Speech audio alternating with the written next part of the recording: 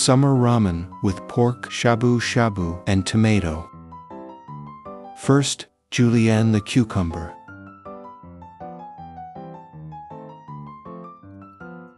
Slice the tomato a bit thick. For the pork, stack several slices together before cutting.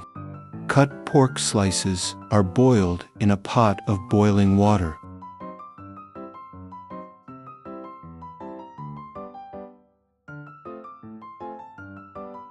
Add the boiled pork, sliced cucumber, sesame oil, chicken broth powder, grated ginger, and salt and pepper. Mix well.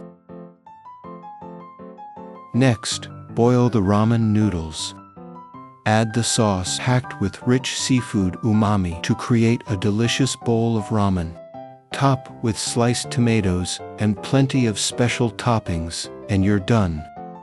Perfectly refreshing for hot summer days. Give it a try.